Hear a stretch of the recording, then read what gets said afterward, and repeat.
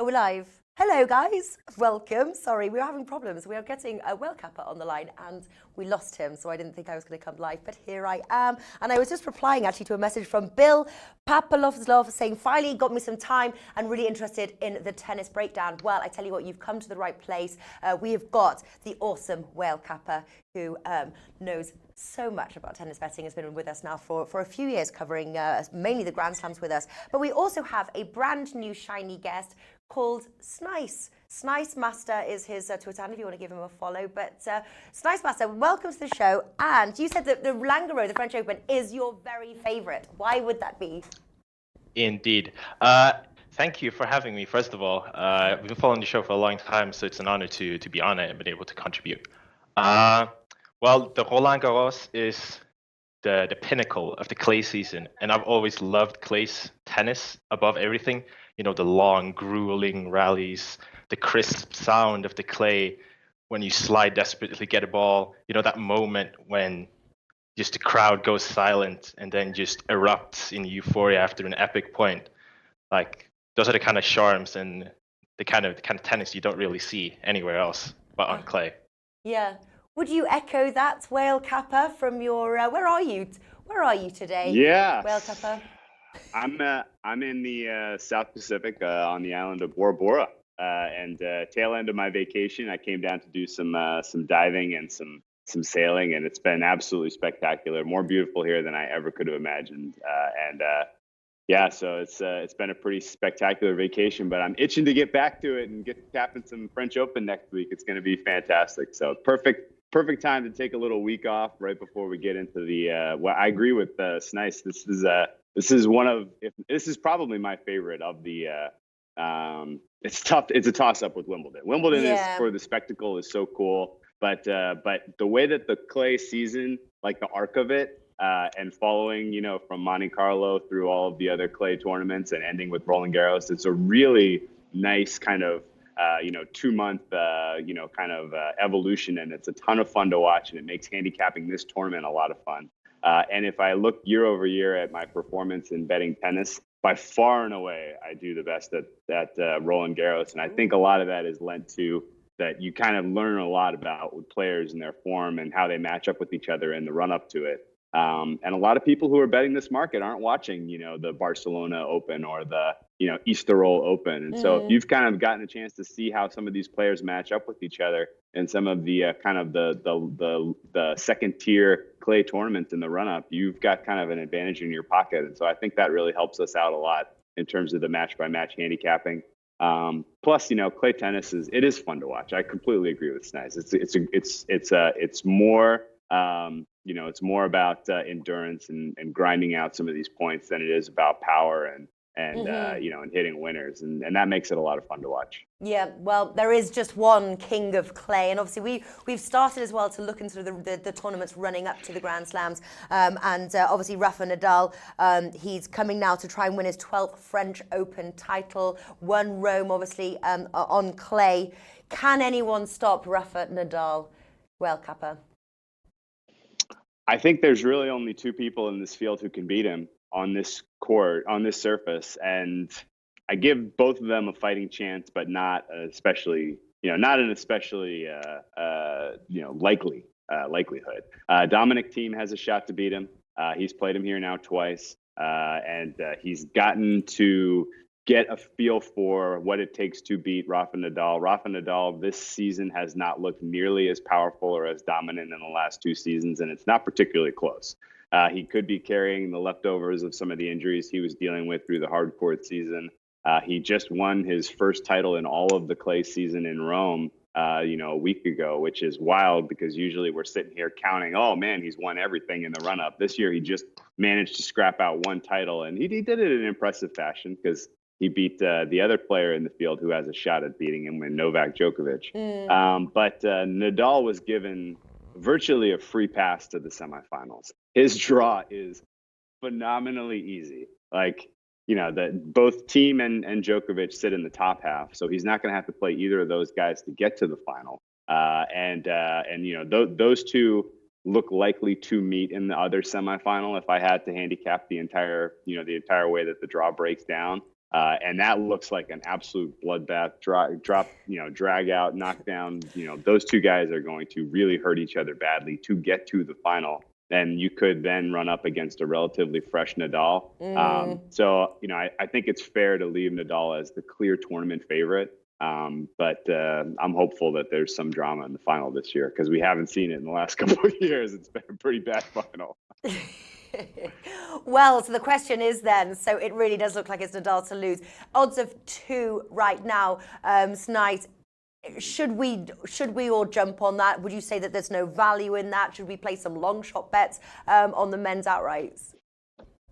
As Whale Kappa said, the King of Clay is back. There were some doubts to his dominance over the clay courts because he started off the season, he lost 3 straight semifinals, which is very uncharacteristic of him, and he played uncharacteristically poor. He lost against Fognini in Monte Carlo, and he said that was the worst clay match he's played in 14 years. So there were definitely some doubts, but he proved them wrong in Rome. I think he totaled 4 bagels, including one against Djokovic in the final, and that has never happened before in their entire history. 142 sets of tennis, and that was the first bagel. So he won Rome convincingly, and that historically means that you have a pretty good chance of doing well in Roland Garros. And also, as Wake has said, the draw is very, very, very easy for Nadal this year. He's facing 2 qualifiers in a row to start off the tournament, and it looks like almost like a cakewalk for him. But to answer your question of the outright, the price is heading down, and I think you'd actually get more money rolling over the money line in each of his matches than you would at this point, because it's even under even money, I think. So at this point, I think if you can't get evens or above, I think you should play his money line. I agree with you. There. Now, there's quite a bit of value if you did want to look at some long shot bets. Obviously, FedEx now coming back following a 4-year absence. He's quite a favourite amongst the fans. How well do you think he'll fare this year? It's nice. I mean, it's always tough for Federer because just clay is grueling. It's very tough on the body. This is a best slam, so it's best of 5. He did look good acclimatizing to clay again, even though he's had this long layoff. But I think it will be tough for him. I mean, obviously, he's not getting any younger. He's 37 years old this year. But he has some time to get going. He's faced a pretty, slow start of a draw. He's going to face Sonego in the first round, then Giro, the qualifier, then most likely Berrettini. So he has some time to get going.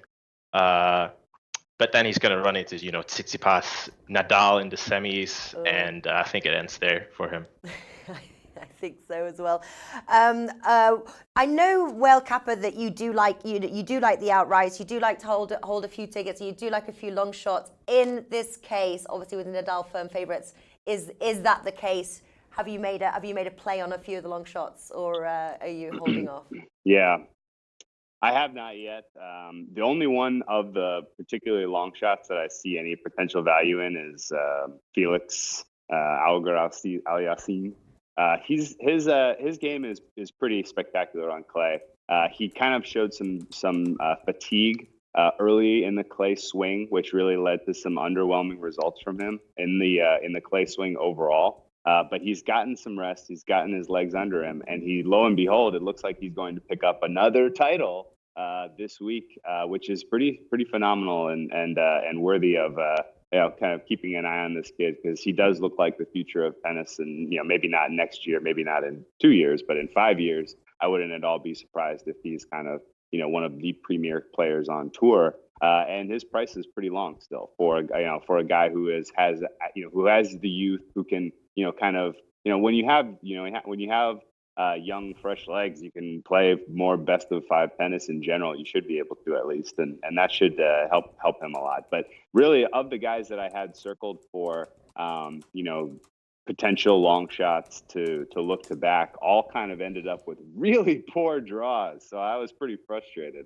So I don't have any any 100-to-1 tickets or anything like that I think are worthy on the men's side to kind of have in your back pocket. I've personally backed the Dominic team earlier in the clay swing at 9-to-1, and I got more at 8-to-1, and those prices have come down a little bit. I was expecting them to come down more, but he underwhelmed in Rome, he underwhelmed in Madrid. People have kind of forgotten about how dominant his performance over Nadal was in Barcelona. And I think that's a good bellwether for, the type of performance we'll see from him at Roland Garros. And I think, I do think he's alive to make the final. The question is, if he's tired in the final, what is his shot against Nadal? And it's not going to be great. So yeah. I'm holding those 8 to 9-to-1 tickets in my pocket, expecting him to make the final. And then in that case, unloading on Nadal on the other side at a reasonable price, like say -300 or something like that. Maybe 1 point, what is that? 1.4, 1.5, so, something like that is where I think we'll see Nadal's money line in the final. And I think I'll probably come back a lot on that and just kind of kick my feet up and enjoy the final. Very nice, very nice. Obviously, well, the draw was recently announced, so we've got a lot of betting markets to win their quarter, things like that on the men's side. It's nice. Are you holding any tickets right now that you want to share? On the quarters or outright in general?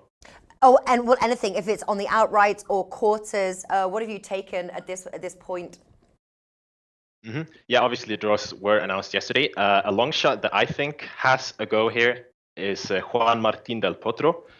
He recently came back from a knee injury, and he looked a lot better than I thought he would. I thought he would look rusty, but he pushed Djokovic very, very hard in Rome. And with his thundering ground strokes, he always has a chance. And particularly on the backhand side, that has been weaker recently because he's had so many wrist injuries throughout the years. But that looked powerful as well. So if he's fit and if he can go through the best of fives, I think he has a shot of taking down the team in the quarterfinals. So I'm sitting on a long shot of Juan Martín del Potro. You can get that at 76 times your money. That's plus 7,500 or 75-1. Very nice indeed. And what about sort of like the other bets as well? Like I sort of mentioned, I'll just sort of bring them up as well. Players name the finalists, the winner of the first quarter, second quarter, and so on. Any of those caught your eye right now?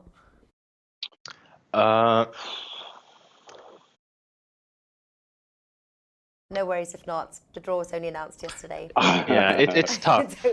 I mean, I looked at the theme quarter, and theme is 190. That's like minus 110 to win his. Yeah. And I think that could be a route to go. But me personally, I think he may run into trouble with Del Potro.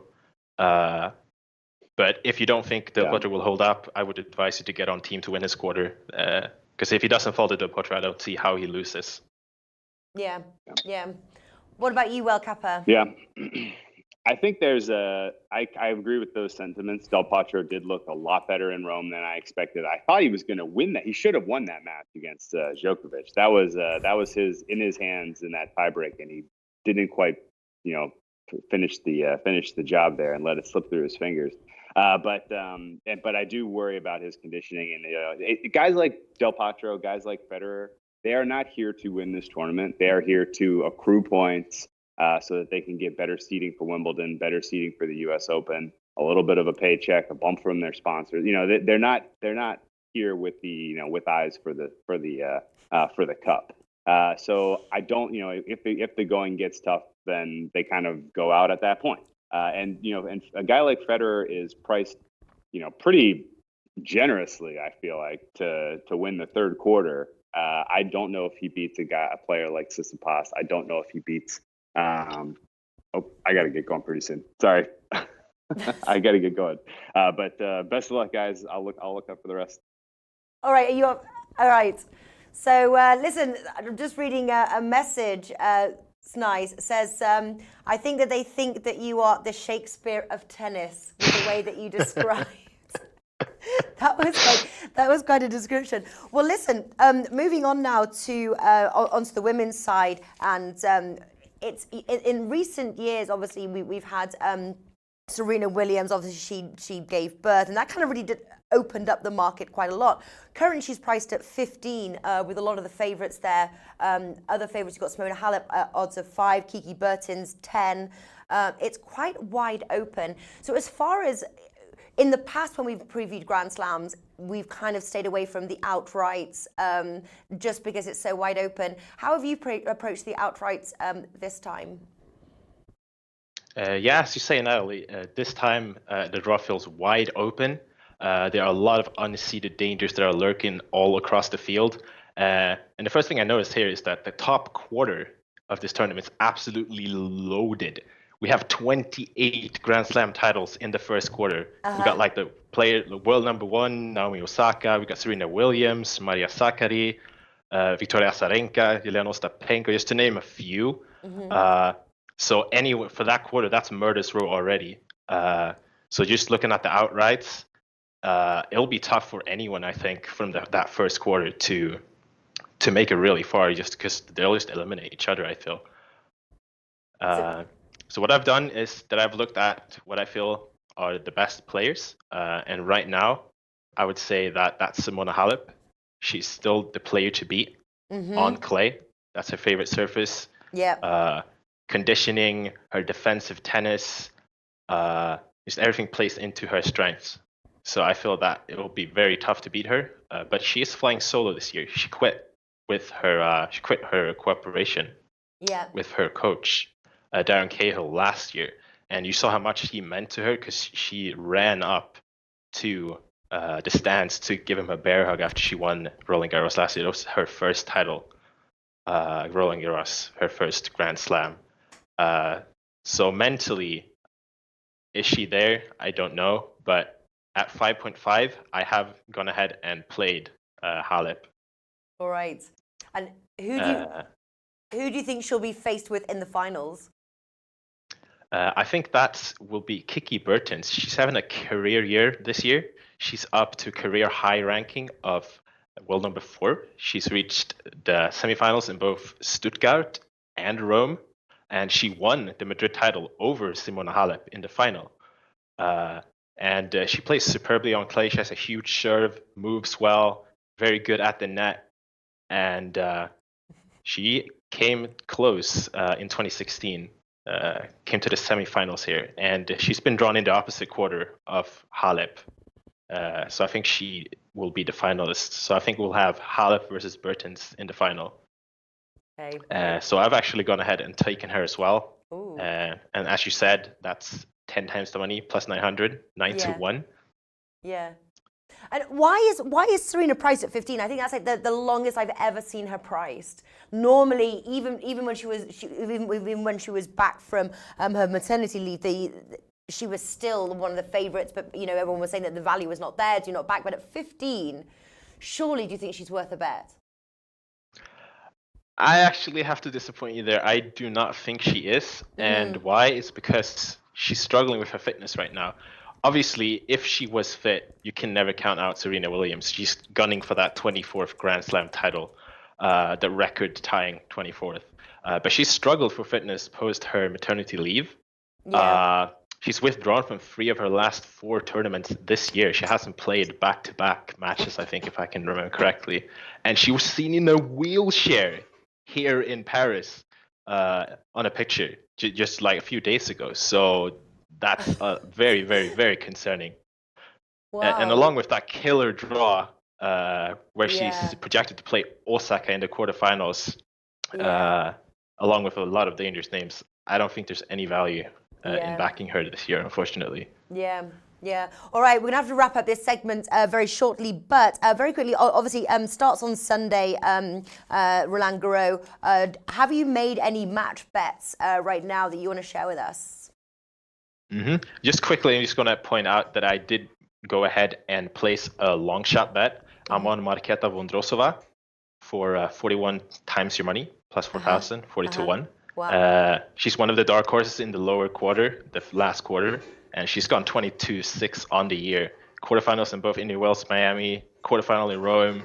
She reached a final in Istanbul and Budapest. And I think she's going to have a breakthrough run here. And also, I'm seeing a question of Kiki Mladenovic. I would have included her. Whale Capper went crazy over her last week. He was like 91 to 1. But that prize is unfortunately gone now. And so I did have a sneak peek on the first few bets for round one. Starts on Sunday. And nothing serious right now, but I've gone ahead and done a moneyline parlay for Christian Garen, Juan Martín del Potro, and Roger Federer. Ooh. If you parlay them together, you get 2.01, 101. That's pretty much 1-to-1. Yeah. And I've gone ahead and placed that with 3 units. And then on the WTA side, I've gone ahead and done a moneyline parlay with Garbine Muguruza and Petra Martic, and that's available at 1.72 minus 139, or 7-10 approximately. Yeah. And I'll be tweeting out all the bets I make for the tournament, so be sure to follow me at Snicemaster on Twitter, and I'll type that down in the chat as well. Yeah, type that down. And hopefully as well, you're going to be on some more videos with us. This isn't the last week. This will be the first we've seen of you for many videos. So we've got next week, and then you can come back on, and we'll continue chatting. But yeah, it's at Snicemaster. I'll type that in as well, because I'm not sure, sometimes it will come out. That's Snicemaster. And talking of, because you're obviously doing the ACCA bets, I've just also put a link as well to Alex from Need for Tips. He's done an article for us over at ozmarket.com. For his parlay ACCA bets as well for the first round. He'll be doing that for every single round. You know how good Alex is of his ACCAs, so make sure you give that a read. But big thank you and lovely to meet you, Snice, and we'll see you soon. Thank you. Glad to be here. See you soon. Take care. Bye-bye. Bye. Alrighty. I don't know where Whale Capper went to. Many were speculating whether it was the bikini models after him, or he was going for a swim, or what it was. But he'll be back on next. I think he's going to be back on Wednesday, so we'll have a chat with him then. All right, going to speak with Adam Booth at Lochie Quirty. It is the Stanley Cup Finals. First of all, how are you doing? Great. I am so happy that Sneeze has decided. I've always pronounced it Sneeze. I've been talking to this guy for months now, and that's how I've been pronouncing it. I have no idea. I should probably ask him what the true pronunciation is. I did. It's Snice. Snice. Nice okay. to meet you. Yeah. Do you know how I got in touch with him, Nat? It was through Dota esports betting. I think he must have seen some odds market stuff, and he got in touch with me for Dota betting. And then I recognized his tennis stuff, and so we've been chatting for a few months now. It's been excellent. He really knows his stuff. Yeah, he does. And a lot of people, how poetic was that describing how he likes. If I wasn't already a converted fan, I would be converted just by that sentence. So yeah, that was really cool. So, Stanley Cup, how exciting! And I do like, and we're heading into the finals here, aren't we? What date's it being played? So the first game is Monday, which is kind of crazy because most series there's a very short turnaround. So game 6 or game 7 will end, and there'll be maybe 3 days tops before the next round begins. With this one, I think the Bruins are going to be off for 11 days between their Game 4 victory against Carolina and Game 1 against St. Louis. So it's it kind of can throw a wrench into the routine of teams during the playoffs, where they're used to playing every so often. They're used to being on the road, no family distractions, no media distractions, no hype. They're just sort of in the zone with the boys in the locker room. And so we actually heard that the Bruins last night, or maybe it was tonight, they're having a inter-club scrimmage at the TD Garden to keep their players in game shape. They're having a scrimmage, which is very rare. I mean, it's sort of something that never happens. And there's been a lot of sort of back and forth whether this is a good idea. What if someone gets injured? It might have been last night, actually, and I'm sure it went fine. But yeah, so it's kind of a crazy duration for a break between series. Yeah, and obviously, Boston Bruins demolished the Hurricanes. How pressed were you by their performance? Well, I mean, I was impressed by it in the sense that they got the job done and the score differential was so lopsided through all 4 games. Um, but in my preview article and before the series started, I thought Boston outmatched them in every area of the ice, and that's why Carolina would not be able to keep up with the physicality, not be able to deal with the sort of potent power play. And we saw their leader, Justin Williams, their captain. He was very undisciplined through the first 3 games of the series, took careless penalties, gave up, unnecessary power play goals where they were in close games early in the game, early goals early in the game. And it was sort of like Carolina never got into the series. It wasn't the same sort of pace, high tempo, wave attack. And, Boston just took care of business. And Tuukka Rask was excellent as he's been through the whole playoffs. They didn't even play some of their starting players for the game 4. They gave them the rest because I think they were just so confident they could close it that they didn't want to risk the injury. They thought they'd give them the extra couple days, and they did. I mean, it was Bruins from start to finish. So I guess when you see a lopsided series like that, it's like seeing Golden State sweep, the Blazers. It's like maybe there were some close moments in the games, but there was never really any doubt once you saw the matchup that the Bruins would take care of it. So I don't think, even if the Bruins take this series, the Stanley Cup Finals, it will not be one lopsided like that. We will not see 4 3-goal leads by them in the first 4 games. All right, so because obviously right now on the match, Boston Bruins 1.67, is there value on that, or are you looking at taking the underdog here? I took the underdog, and I actually took them. So the St. Louis Blues series ended, I think, Tuesday night. I woke up Wednesday morning and saw St. Louis at Bet365 at 2.45, and I jumped on it immediately. Because I hadn't done any sort of capping or looking into the actual matchup statistics, all that stuff. But I knew that number was too big. And it has come down. I mean, you can still get at Pinnacle for around 2.4. You can still find that close number. I think this should be a 1.8 Bruins to maybe a 2.0 St. Louis Blues price range. The Bruins have looked great, but so have the Blues. And if there's one thing in the playoffs that we've noticed, it's not how easy you win your games, it's who sort of gets there in the end, who gets the 16 W's first.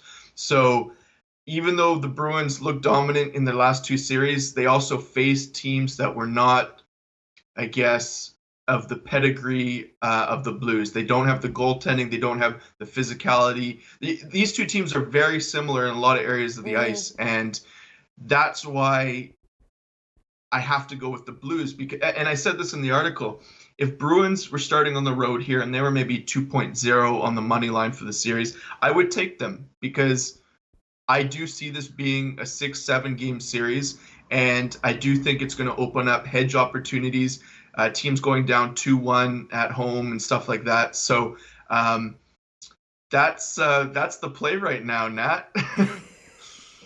That is the play. Well, so you're basically St. Louis Blues is the play for Monday, is what you're saying. What about no for the whole series? Oh, okay. That was going to be my next question.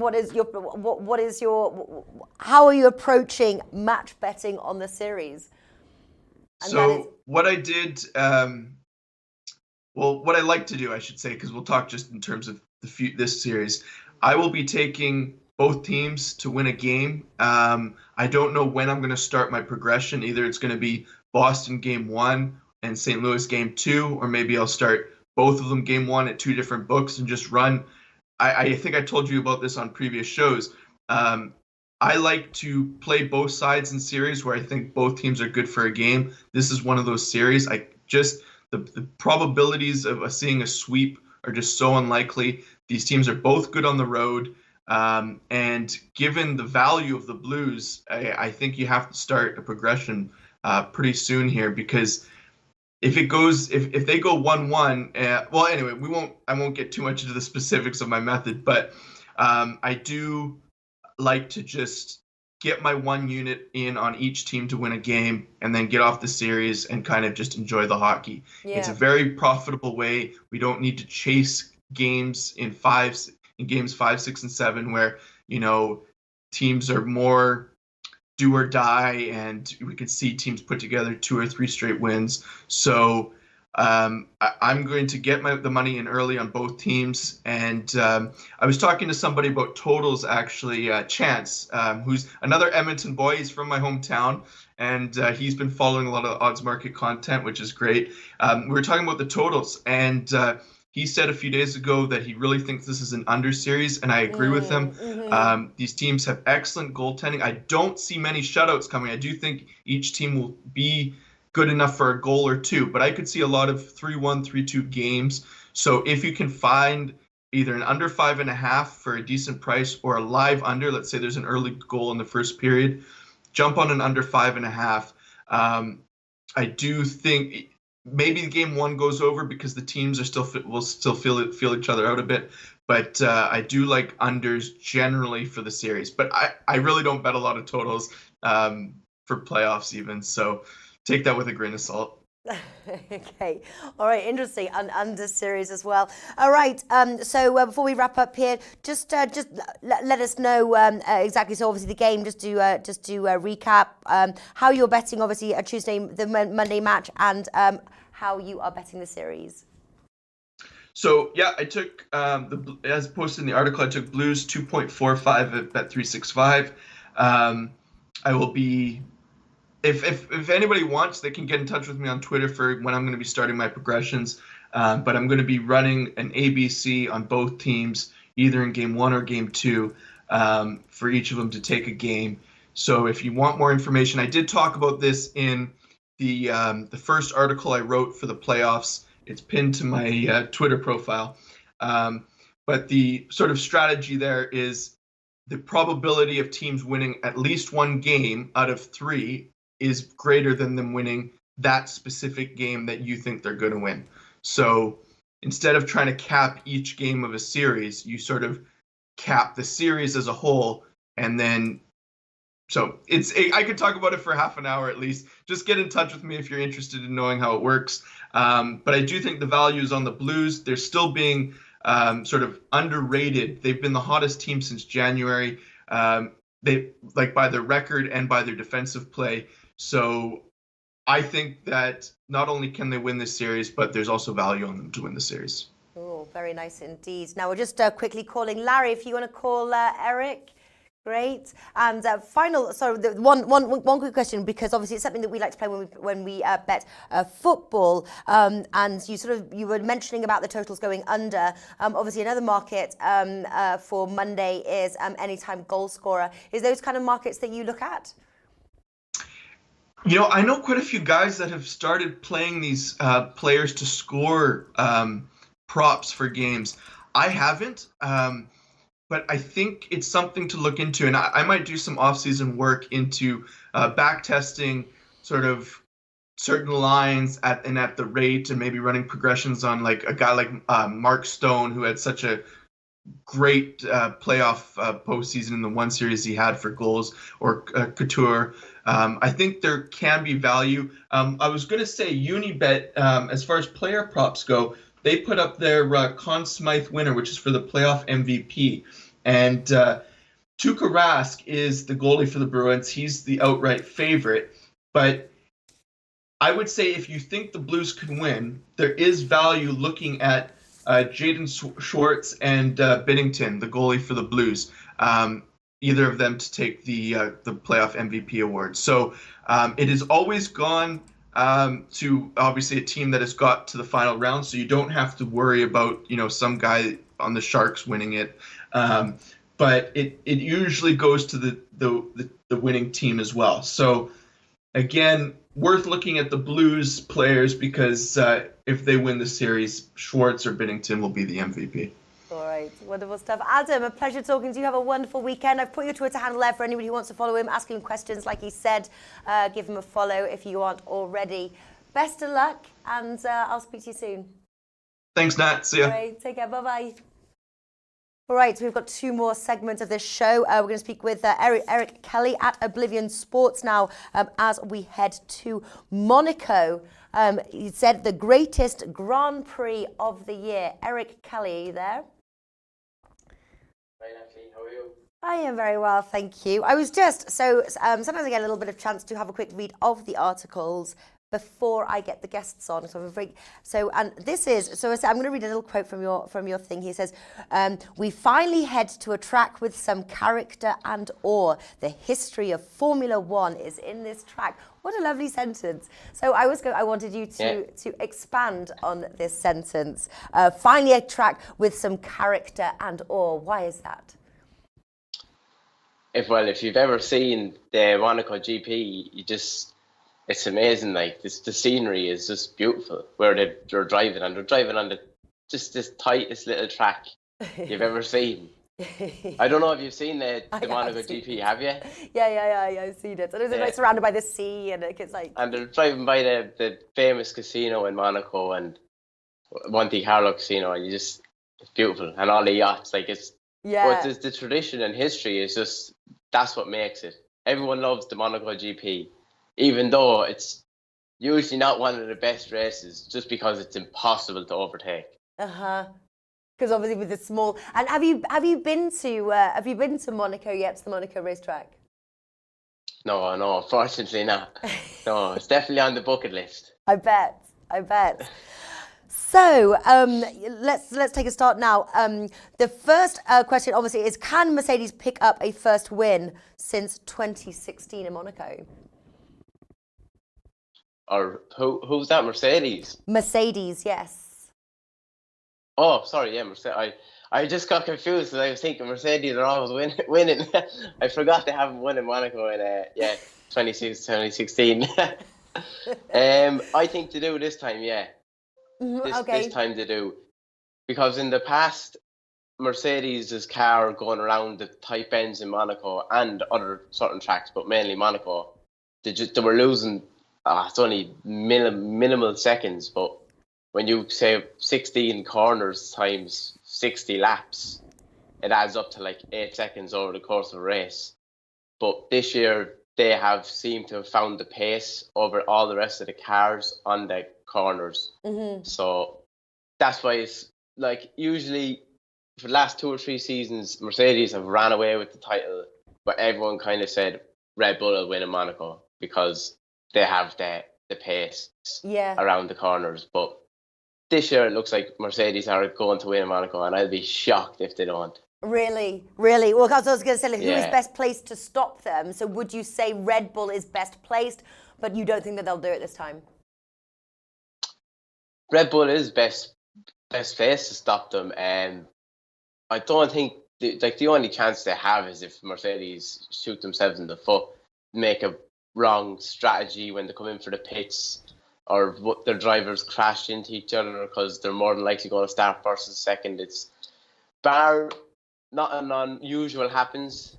If it's just a straight out race and there's no interference, say with stupid strategies or crashes, Mercedes have this one won.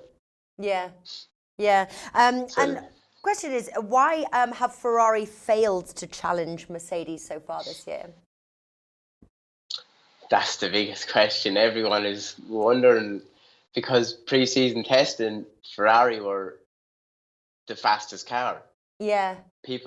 A lot of people think maybe Mercedes were just pretending that they weren't as fast in pre-season testing. Now it sounds kind of crazy and stupid, but no, well, I know that they do. Yeah, they do this, don't they? They kind of like to like fool other players. They're not showing their hand. They're keeping back. So everyone thought Ferrari were fastest. Everyone thought, oh, finally Ferrari are going to take it to Mercedes, but it doesn't look like it. And I think they're having problems with like their actual like new parts are fitting on the car, and other parts, parts that they thought were going to be better haven't been working out for them. It seems like a calamity of errors, to be honest. But halfway through the season, Ferrari will probably come good. Yeah. And they'll win like 4 out of 6 races. but it'll be too late by then. Yeah. But until then, it is Mercedes to lose at Monaco. Would you back any longer shots though for the top 6 finish In Monaco? Yeah, there's the one thing I like about Monaco is, well, I like in a sense that there is the potential that the top 5 or 6 drivers could potentially be not crash out much more than they can in any other race, because the margin for error is just so small, and then you have other drivers and someone might try overtake and hit you and all. But yeah, if anyone say outside has anyone with long odds have a chance of winning the race, they'll definitely need the top 6 drivers to all knock themselves out or crash or whatever. But in terms of actually who would have a chance, I definitely like the likes of Sergio Perez, or I like Sergio Perez, or maybe even Kevin Magnussen from Haas. Prices I think they're both over 1,000 to 1. I think, but you never know in Monaco. So does that mean, have you put, because obviously on your article you haven't listed those as the recommended bets, but on a side, have you taken some of these 1,000 to 1 bets? No, not me personally, no. But I wouldn't deter anyone from putting two euro on it. Yeah. Not at all, or because it's 1,000 to 1, €2. You never know what could happen. Right. You just don't know. I personally haven't done it this race. I've done it in the past, but I won't be doing it this weekend.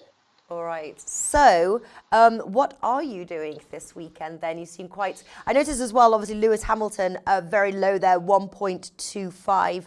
But what do you like for your recommended bets for our viewers?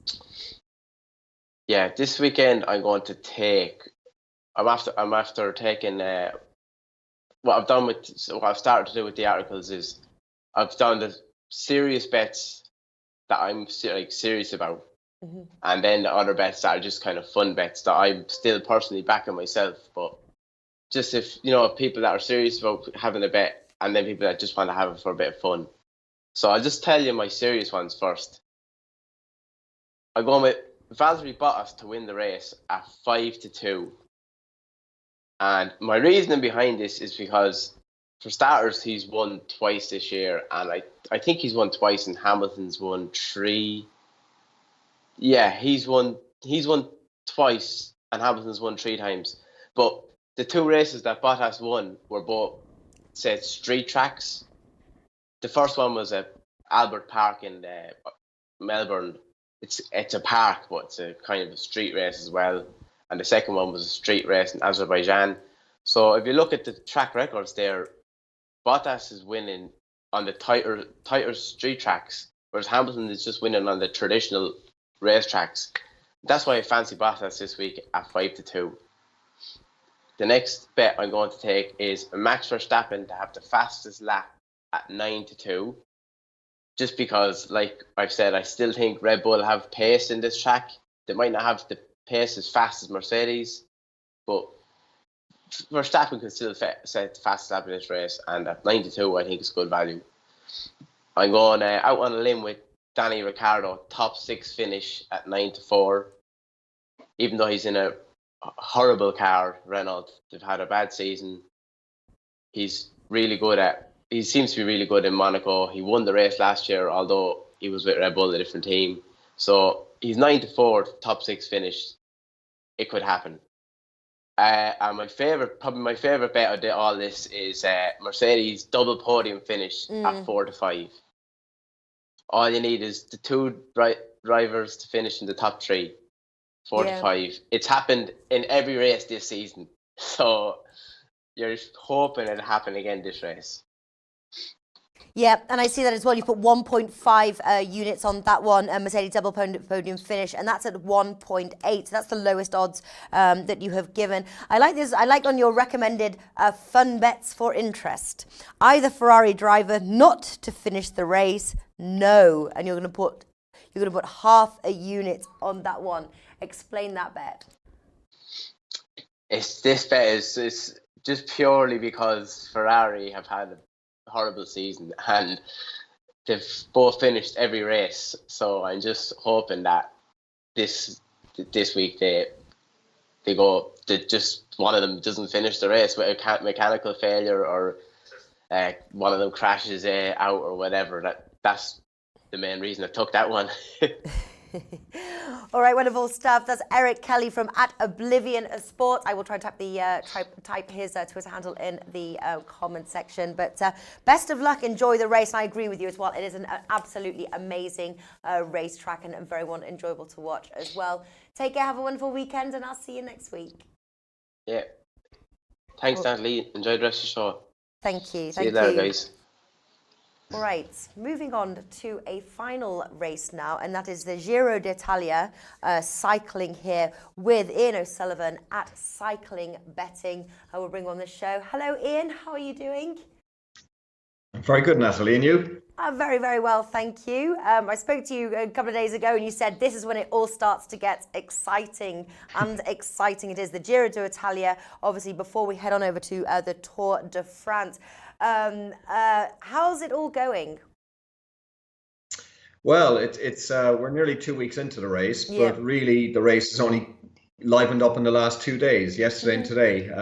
The first sort of 6, 7, 8, 9 stages were fairly nondescript, a lot of sprint stages. The only major drama that came out of it really was that our pre-race pick and second favourite, Tom Dumoulin, crashed out on the 4th stage. So that was a bit of bad luck that neither he nor I was expecting. He got a very nasty gash just above his knee from a chainring. So spikes of a chainring went into his leg, and he was forced to abandon. So that was the major sort of drama in the first week.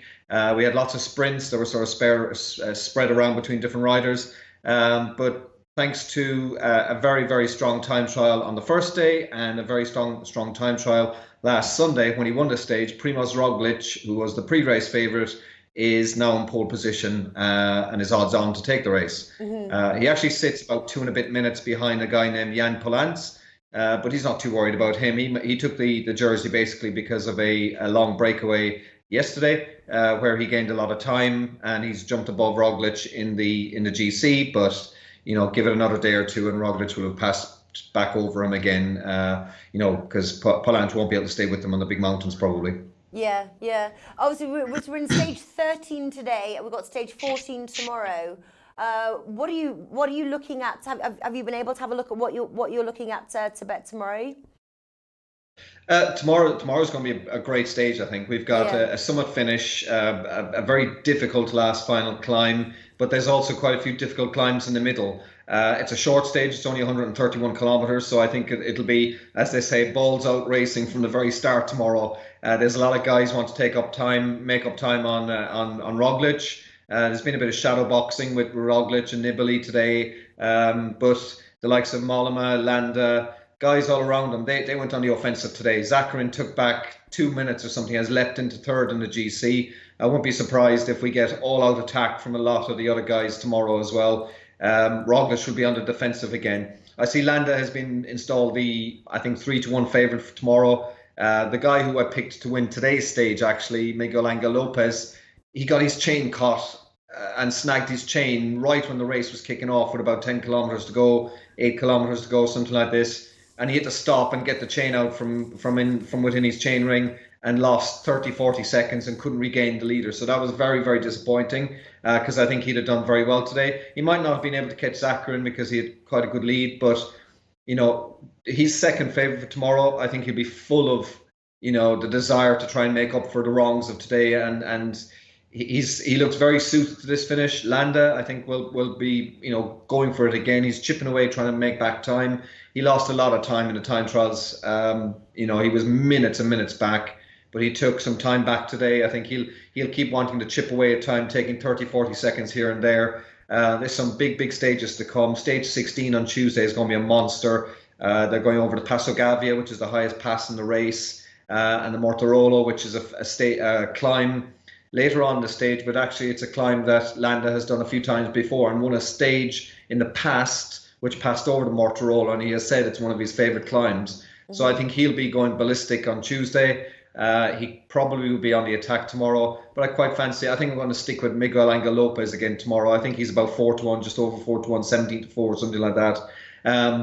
I just think that Astana are very strong. He'll be out for revenge tomorrow, and he might be able to. What I can see happening maybe is him and Landa attacking, going together. They did this a few days ago. They attacked together, and if the two of them come to the finish together, Lopez will outsprint Landa. Landa just doesn't have a sprint on him. So, if you're going to take a pick between the two of them, I think maybe Lopez would be the bet. And then looking at the overall, you've got, just not a few days ago, Roglic was 8-15 or something like this, 4-7 to win overall. He's something like 10-11 tonight as the pack have started to come back at him. I think a few days ago, not a lot of people expected Zakarin, Mollema, Maika to be making up time kind of randomly out of stages that they didn't expect people to make up time.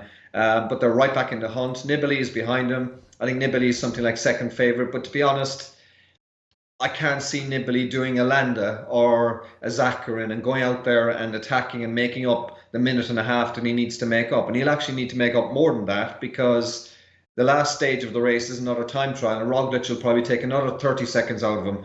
So I think Nibali will need 2 minutes probably, and I can't see where Nibali, for the last 2 days, Roglic has literally been sitting in his back pocket. Every time Nibali looked around, Roglic was there, and it came to a point where in a post-race interview today after the stage, Nibali said, is he going to follow me all the way home to my living room? If he does, I can show him my trophies. He's getting, quite ticked off with Roglic just marking him. But in doing so, Roglic is sort of ignoring all the other guys who are now getting a lot closer to him and opening up the race. So I'd rather be on Landa at 11-2 each way, maybe. I think he'll keep chipping away. It could be one of those days soon where he makes up a minute and he'll get into the top three. And Zakarin is in a great position at the moment. He's 16-1 still. He's third in the GC. Well, effectively second, you could say, because Palance is going to fall away. And he could make up time in the next few days. And 16-1 looks a big price for a guy who's, several minutes ahead of some of the guys who are 4-1, 6-1 ahead of him. So yeah, it's going to be a very interesting week. We've got stage 18 is about the only stage really that's for the sprinters. The final stage is a time trial next Sunday, but in between that, there's every stage nearly could be a stage where the challengers will be putting it up to Roglic. And obviously, Primož Roglic, he's obviously the favourite right now to win the Giro d'Italia. Would you say the value's gone, priced at 2? And who is most likely to stop him? Yeah, well, I was actually laying him a few days ago at sort of 4-7, that kind of price. I thought he was too short at the time, especially when we were seeing just yesterday, actually, I got stuck into him as well during the stage, because his team, which was a fear before the competition started, was one of the reasons why I put Dumoulin up as a stronger pick, I felt, than Roglic. People were worried about his team not being good enough in the mountains. And yesterday we saw, as soon as a bit of pressure came on the front, the whole team disappeared. Roglic. He was isolated with a long way to go. Similar thing happened today. Astana came to the front, Movistar came to the front, and all of a sudden Roglic was on his own again. If that happens day after day after day, he can't keep chasing down every attack that goes. And if he does, he'll be exhausted come the end of next week when he mightn't be able to go with some attack and suddenly loses several minutes. So, but on the flip side of that, he has handled everything that's been thrown at him so far on his own. He was following Nibali today. He was looking around at Nibali. Nibali got frustrated. And then suddenly Roglic, when he saw Lopez coming up from behind him after his mechanical, he just took off. He accelerated all of a sudden. And by the time they got to the finish, only about 4K later, he had put a minute between him and Lopez again, when Lopez was literally 20 metres behind him before he took off. So Roglic was following, he's defending, but he still showed that he's got a lot of power still left in the legs. Is he value at evens? I don't think so. I think it's hard to pick. As I said, I wouldn't be backing Nibali. As I said, I can't see him making up the time. Richard Carapaz is looking fantastic. He's looking really strong. He's 6-1. The problem there is that you've got team hierarchy and team orders, basically, because Mikel Landa is his team leader. And he's probably going to have to sacrifice his chances to try and get Landa. And you see Landa is 11-2, Carapaz is 6-1. So, even though Carapaz is ahead of him in the GC at the moment, it looks like people are expecting Landa to take off someday. Carapaz does the marking behind, and Landa gains the time to maybe move up in the GC. So from that point of view, I mean, the GC is a very difficult one to call. As I said, Zakarin might offer a bit of value each way because he's 16-1. But I'm just looking here at Bet365 at the moment. They're offering win only. So I'm not sure what the other bookies are doing. The prices, they come up every night after every stage. They revise the prices based on what's happened. Some of the bookies might not be up yet tonight. A lot of them just follow Bet365 anyway, so their odds compilers are probably looking at what Bet365 did right now and trying to mirror that and reflect it in some way. So some of the others might go each way. You might be able to get something on Zakarin, but I'm more interested actually maybe in the King of the Mountains because Mikel Landa, he's something like 4-1 second favorite. I've been backing him at 8-1, 9-1, 10-1. I didn't expect him to make such a leap up the GC all of a sudden. I was kind of hoping that he would maybe stay far enough back that he would go after the King of Mountains competition. But by virtue now of the fact that he's in the GC hunt and he might go on the attack over the Gavia and the Mortarola, etc., there's big points available for those. I think it's something like 60 points for the Gavia and 40 points for the Mortarola. That one stage alone, if he leads over the two of those, will be 100 points. I think he's what they call it, a bet to nothing at 4-1 each way.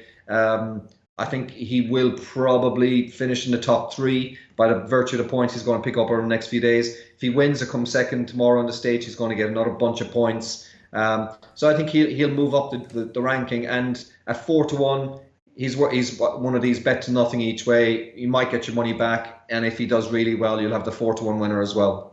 All right, fantastic stuff. Ian's providing daily articles for us detailing each stage, players to look out for, and recommended bets as well over at oddsmarket.com. So do go check that out every single day, headed into the Tour de France. Ian O'Sullivan, great to catch up with you. Hopefully we'll speak to you next week, see how everything's doing. Have a wonderful weekend. Thank you. You too. All right, there we go, guys. That wraps up the show for today. I hope you all have a wonderful weekend. Thank you for watching, and we'll be back on Monday. Monday as well when we start. So we've got Champions League and Europa League finals and plenty of other sports and shows as well. So do stay tuned. Thank you for watching, and I'll see you on Monday.